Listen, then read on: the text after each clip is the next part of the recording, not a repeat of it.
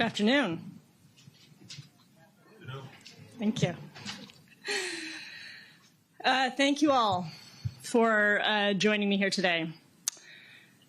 Sometimes as the mayor, you make decisions that no one's going to like. This might be one of those. We'll see. So I'm here today to announce my decision about the city's surveillance pilot project. This is a decision about more than cameras. It's about how we approach public safety, how we build trust, and how we show up for communities across this city. And it's important that we get it right. So I want to start by establishing where things stand today. In April of 2025, Seattle launched the Real-Time Crime Center, or RTCC, with 62 police CCTV cameras located in 3 areas: downtown, along Aurora Avenue North, and in the Chinatown International District. This was presented as a pilot program, the Technology Assisted Public Safety Pilot Program. The legislation authorizing the installation of these cameras and the creation of the RTCC included a commitment to evaluate this pilot once it was implemented. Before any evaluation was completed, a decision was made late last year by the previous mayor and council to expand the program to include 3 additional neighborhoods: the Stadium District, the area in the Central District around Garfield High School, and the Capitol Hill Nightlife District. I expressed my concerns about this expansion during last year's campaign. So as we stand here today, none of the cameras that are intended for the pilot's expansion have yet been installed, turned on, or connected to the RTCC. In fact, they have yet to even be received from Axon, the vendor used by the city's program. So what we have in front of us is not a fully implemented program, but a pilot, which was expanded before many policies have been formalized and before its outcomes have been evaluated. I want to acknowledge that this is a controversial issue. For some people, seeing CCTV cameras in the neighborhood where they live or work or attend school makes them feel safer. For others, those same cameras make them feel less safe. Those feelings are important because our quality of life is partly about our feelings of safety or lack thereof, and our sense that our city is a welcoming place that is designed with consideration for our well-being and our humanity. But precisely because different people and different communities experience the cameras differently, it's important to base a decision on more than feelings. It's important to ground our actions in a thorough understanding of how the cameras are being used, of the public benefits they are providing, and of any harm they are causing or could cause. I believe in approaching governance deliberately, and I did not want to rush this decision before my team had been able to visit the Real-Time Crime Center, review data retention policies, explore any potential vulnerabilities, listen to people on every side of this issue, and engage with the Community Police Commission, the Seattle Police Department, and other privacy and civil liberty experts. Today, I'm ready to announce my path forward, and then I'm going to share a bit of context about how the program operates and how I came to my decision. And then we'll have time for some questions. So here's what I've decided. First, I am pausing expansion of this pilot until we have completed a privacy and data governance audit and taken significant steps to strengthen our policies. In the meantime, the RTCC will continue to operate and existing cameras will remain in place. There are 2 specific circumstances where I am making additional targeted decisions. First, given the unique nature of the upcoming World Cup and the current geopolitical situation, I have chosen to move forward with the installation of the cameras in the Stadium District slated for this spring. However, they will not be turned on and will not be connected to the RTCC unless we are aware of a credible threat that warrants such action, and they will be turned off once that threat subsides. And second, I am turning off one currently installed camera, which has a view of a facility that provides reproductive health care and gender-affirming care. I have confirmed that SPD's current practice is to mask or blur those locations, but until we've completed a comprehensive security audit and have stronger safeguards in place, I don't believe it's worth taking that risk. In the event of a surge of immigration enforcement similar to what was seen in Minneapolis, I will, of course, turn off all cameras in order to prevent them from potentially being abused by federal authorities. While it is already policy that SPD may not share information with ICE absent a court order, I'm also directing SPD to immediately inform the mayor and council if we learn of any information sharing with ICE of any kind, even if that information is unrelated to the CCTV program. Finally, I am temporarily pausing all use of automatic license plate readers, or ALPRs, which capture and record the license plates of all vehicles in a specific area. The state legislature recently added welcome new restrictions to limit the potential abuse of this technology. We will pause the use of this tool in Seattle until we can ensure that our practices are consistent with the new state law and reflect the best safety and security policies.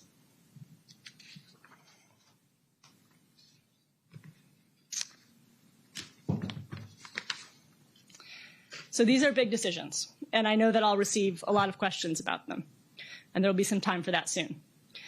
But I want to take a moment first to talk about how the RTCC works right now, and then surveillance more broadly. The RTCC is an office within SPD headquarters that operates police CCTV cameras, which are affixed to poles in public spaces. The police CCTV cameras continuously capture footage of specific zones within specific neighborhoods, parts of the downtown business district along 3rd Avenue, parts of the Chinatown International District up to and including 12th and Jackson, and parts of the North Aurora corridor. These areas were initially selected based on reported concentrations of certain types of crime.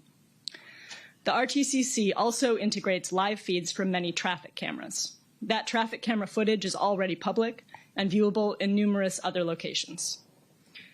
RTCC operators are civilian employees of the police department, and they may not share data or information with federal, state, or other city jurisdictions for enforcement efforts related to immigration enforcement, reproductive rights, or gender-affirming care, absent a court order or judicial warrant.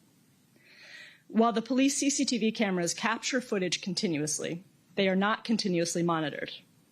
When a relevant 911 call is received, cameras in the RTCC are activated and operators can zoom in, pivot, and thus provide additional visual information about the area.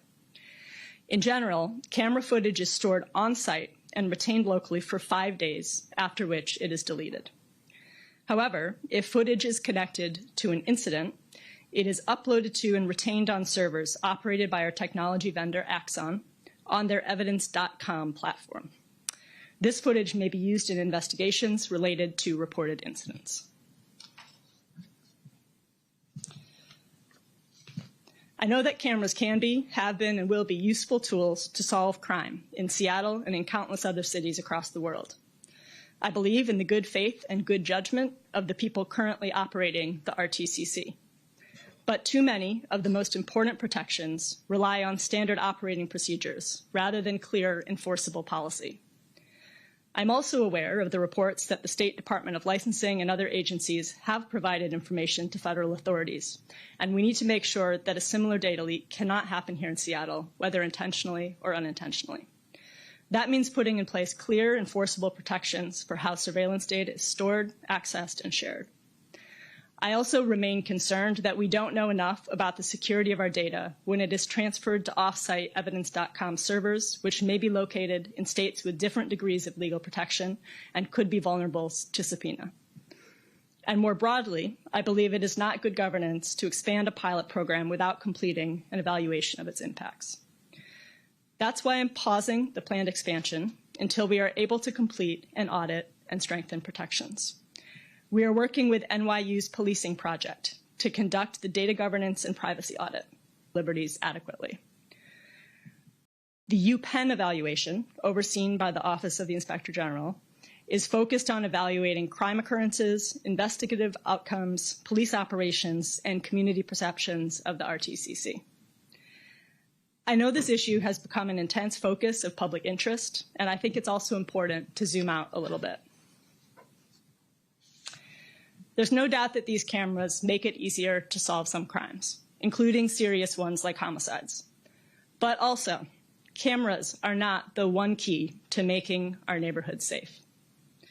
And on the other hand, there are legitimate concerns about privacy, over-surveillance, and potential misuse of surveillance technologies. But also, these cameras are not the primary threat to immigrants, trans people, or people seeking reproductive health care in our country right now. There is so much more to public safety, and so much more to protecting the communities being targeted by the federal government. These are big, sticky, multidimensional problems with no simple answers. And in that context, the cameras start looking like an easy switch that can be turned on or off. So I know that some people will be upset that I am not turning off all the cameras immediately. And others will be upset that I am not charging ahead with turning on more. To those people, I say, let's work together on the bigger project of making SoDo and the Central District and Capitol Hill and neighborhoods throughout the city safer for everyone. And let's work together on all the ways that we can keep immigrants and other vulnerable communities safe from federal overreach and abuse. All the ways that are not as easy as flipping a switch. I am committed to that work. So even if you disagree with me about this decision, let's move forward on that together. Please consider my office a partner in that work. I want to thank all the advocates who have been active on this issue on all sides. I know that in many ways we all want the same thing, for all of us to be able to get where we need to go, spend time in our neighborhoods, and live our lives knowing that we will come home safe. I also want to thank Chief Sean Barnes and SPD for their collaboration as my office has been working toward these decisions. And in particular, I want to thank Commander Doug Raguso and the staff at the Real-Time Crime Center for their work and partnership. I want to thank members of the City Council for productive conversations and everyone in my office who has been working very hard on this issue. The decisions we make now will shape our city and our sense of safety, privacy, and trust in government for years to come. So we need to take the time to get the right policies in place. And hopefully we can find some more common ground along the way. So my decision today is just the first step. I will be holding a town hall next Friday at Town Hall Seattle for a more in-depth conversation on this issue, and so that people can have a further chance to weigh in on this issue with me directly. And now, stay in for questions.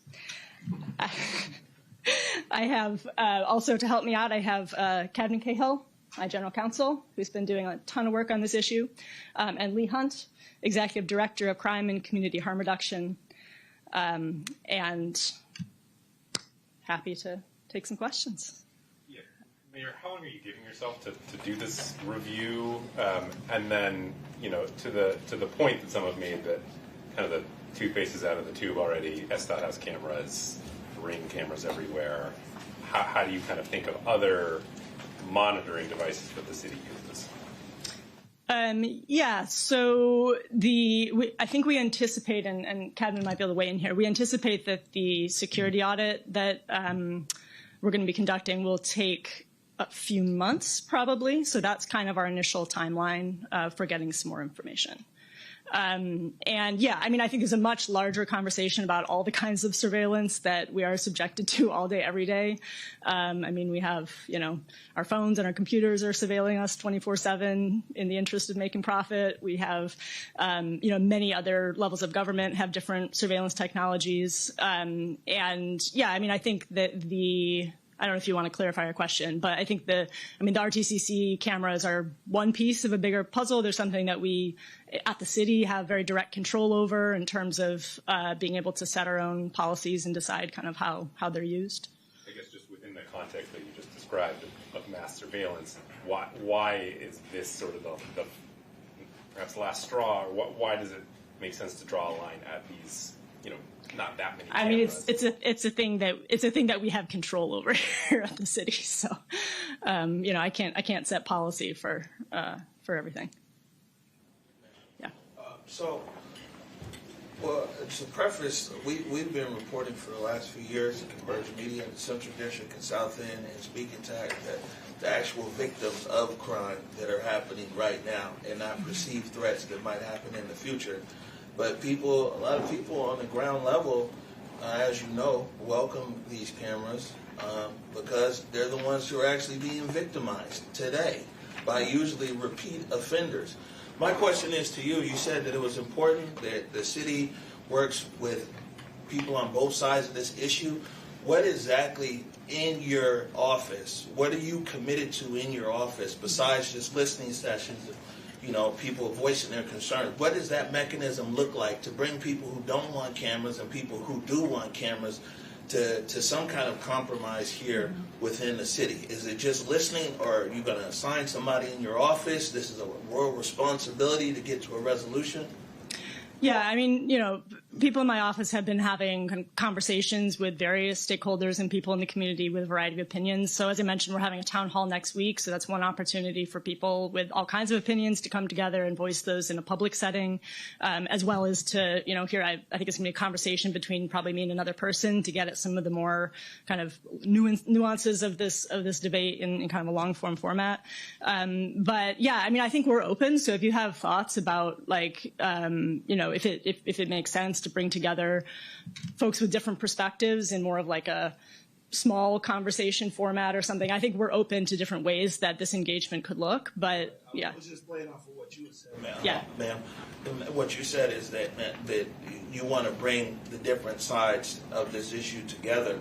And I guess what I'm saying is, besides a listening session, which is important because there's lots of perspectives here, does the office of the mayor have any intentions in a more formal capacity to see how there is a bridge gap there? As we said, oftentimes the voice of victims, people who are actually victimized right now, they're not as loud as other groups. For sure. And a lot of times they're overlooked. And so I'm just seeing if there's a formal kind of situation here beyond listening. Yeah, I mean, we don't have that planned, but I'm very open to working on something like that. I think that could be really productive. Mayor, do we know how many license plate readers are in the city of Seattle? When you say turn them off, how many are we talking about? I don't know, but Lee, do you know that? Our license plate readers are assigned to each of our patrol vehicles, as well as to 6 of our parking enforcement officers. So all of those will be turned off. Do we know how many? It's about 400 right now, depending on if the patrol vehicle is in service or out of service. Does that include like the Highway 99 tunnel license plate reader? We don't have those at all. That's not under the SPD purview. Mayor, I have a question about your statement about this being based on data and not feelings. There are values at play here too, and if a security report comes back and says it's totally secure, can you talk about how your values are going to inform, or not inform a decision about these cameras? Yeah, I mean, I think that if the audit comes back and says everything's totally secure, we're not at all worried about this data getting into the hands of the federal government, I think likely my decision at that point would be to move forward with the expansion of the pilot.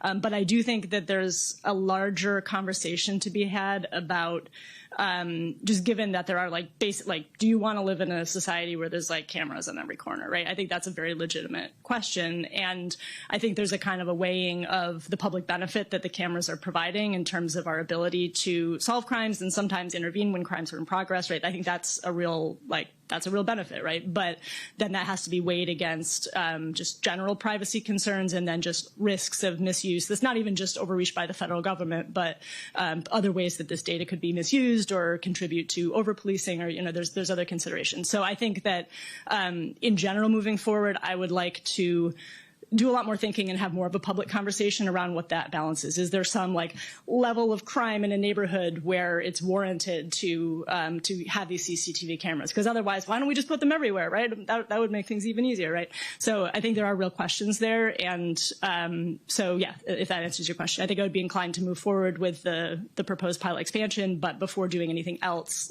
have more of that big conversation around values and kind of those balances. Does that include the UPenn study? Because I mean, you're sort of stating that they're effective, but I don't think we know yet.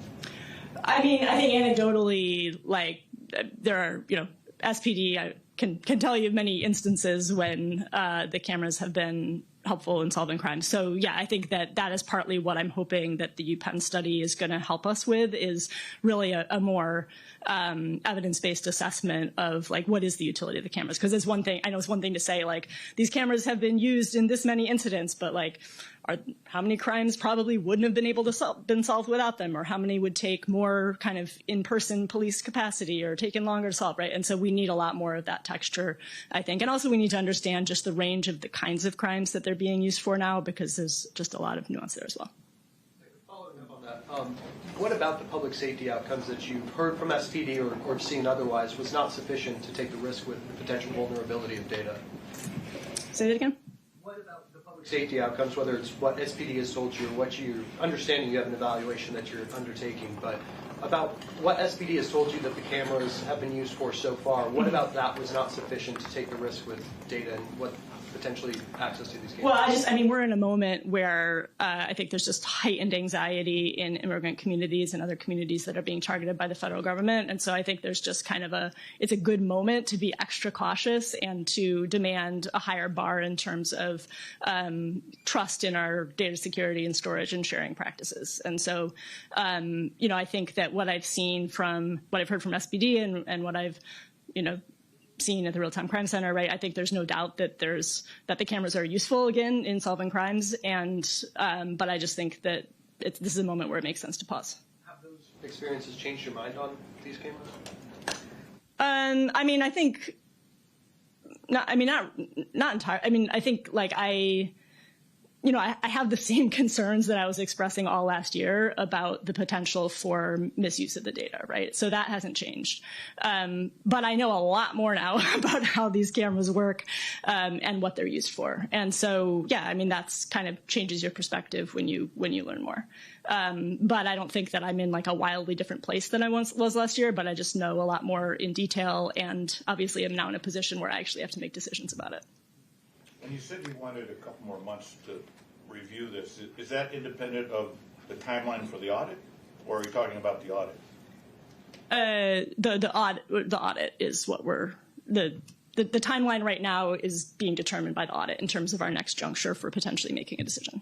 And any exposure for the city to like change or breach contract with Axon on this? Not that I'm aware of. I don't know if either of you want to.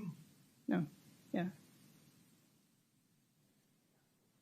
About the cameras in the stadium district, how many new cameras are you going to install, and what safeguards will be in place to make sure that they're not on when they're not supposed to be on? And then at the end of the World Cup, do they just kind of stay there off forever?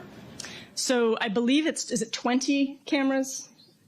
26 for the stadium district? Okay, so it sounds like we will be installing 26 cameras in the stadium district. I believe we have a pretty foolproof methods of making sure they're off, so they will be off unless again there's a credible threat and we decide to turn them on. And then I think they will be subject to the same kind of review that we're doing once we get the results of the audit, and so there'll be a further decision at that point whether we're just moving forward with the planned expansion, in which case we would be turning them on and connecting them to the RTCC, or not. And then for the ALPRs, has Axon indicated a willingness to work to kind of bridge some of the technological gaps that is causing the problem? I think, yeah, you want to take this one? Absolutely. Thank you. The answer is yes. We're talking with Axon, as is every other agency that's an Axon user here in the state of Washington, with the restriction on having to geofence when an ALPR system is active.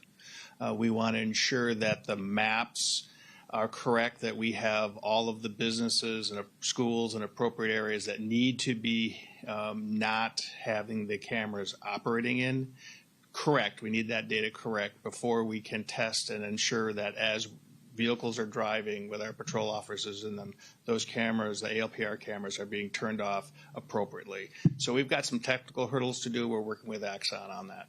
Do you have any idea timeline? Absolutely not. This is all brand new for us. We're going to do it right. That's the important thing. To follow up on the stadium district, what will be the procedure for flipping the switch, and what would the threshold be? Who would have final say on that? Will you be reviewing, every? I'm the mayor, so I have final say. Yeah, I mean, I think I'm not sure that we've defined precisely what credible threat is, but we just know that it's the eyes of the world are going to be on Seattle, and there's going to be a lot of there could be potential threats. So we're just we'll be kind of figuring that out. But yeah. Question for Lee. Does SPD think that it's workable to geofence churches and schools, and and how are you going to define a church? I mean, does that all seem workable? And then also, is there a revenue implication to not being able to use the cameras? So, for the ALPR systems in our patrol vehicles, we're going to be evaluating how workable that is. So if you're a church or a school or a medical center, you have a business license, and that is with the city, and we can identify those parcels where those places are located and use those to build the map and identify the buffers. So that process is beginning now.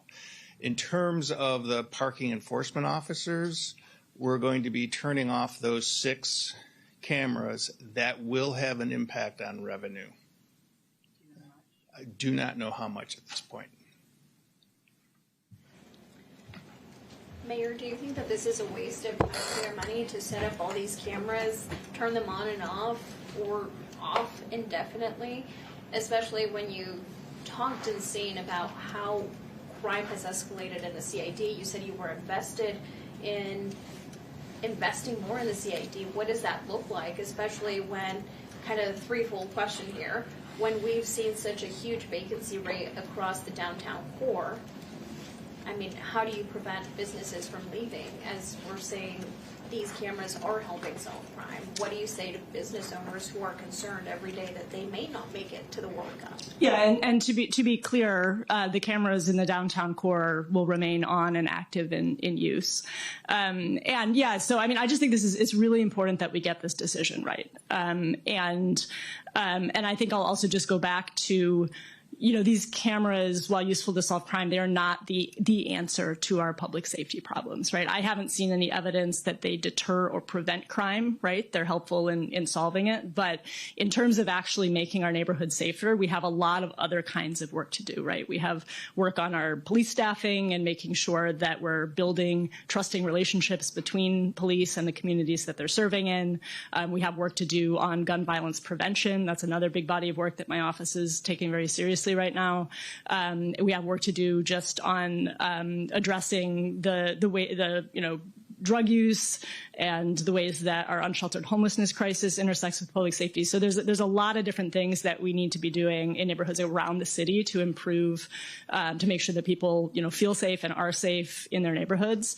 And so I think the cameras are actually a relatively small piece of that, but it's important that we get it right. And so we're doing our due diligence. One question after that. What was the SPD response to your decisions?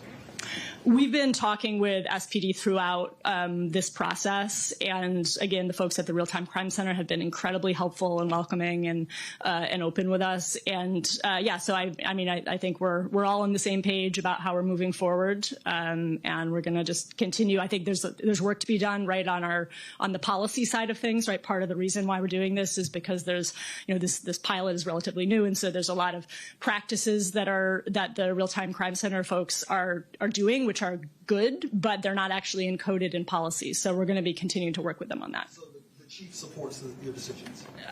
Yeah. Absolutely. Yeah. Cesar Chavez Park, any thoughts there about on Cloverdale? What's going to happen with that park? Breaking news. So not really. I mean, I think that's a conversation that if the community wants to have a conversation about that, we can have a conversation about that. And it's not entirely up to Seattle. I believe that's King County's involved in that park as well. Mayor, you were at the governor's press conference that was disrupted by far-left activists who are against these cameras. What do you say to the people who do not want to compromise at all and refuse to take, again, a no for an answer? They want these cameras totally out of the city. I mean, I think my remarks were partly speaking to those people and to everyone. I think that's all of it. Unless you're welcome to. Well, I already nodded at this fellow, so we're going to take one more. Mayor, just looking at Axon's federal contracts, 30% of their money comes from the Department of Homeland Security. That's about $20 million. $15 million of that comes from ICE and Customs and Border Protection. why is the city partnering with Axon in particular as opposed to maybe some other company? I mean, what other, military industrial complex, right? We got like not that many companies that provide services like this. So I don't know that there's like, if you want to point us to a squeaky clean company to do business with, happy to have ideas. I don't know, Lee, you could speak any more to the credible threat question and sort of what is the likelihood that Seattle would get a credible threat in advance of an incident at something like the World Cup versus like a random event that we might wish we would have had the cameras on for? I'm going to defer to a police officer here. Well, I'm not a police officer, Crime but expert. Yes.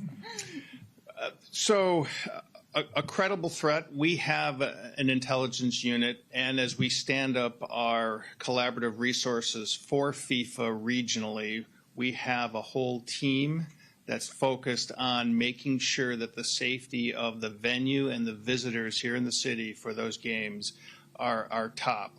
That's our most important thing that we're doing. So for us, we're going to have in place systems that will allow us to alert to any potential noticed threat that's been published about some activity. Those cameras are off, but if you will, they're on standby in a sense, and they can be brought up to speed pretty quickly. The definition of credible threat or significant incident, we're going to spend some time with our lawyers talking about the actual functionality of what that looks like under what conditions and what categories. So we're going to work through all of that. Does that answer your question? Yeah. Okay, great. Okay.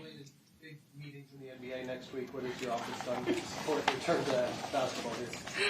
I think we're gonna keep the questions on surveillance today. As exciting a topic as that is, I'm sure we'll all hear more soon. Okay, thank you all.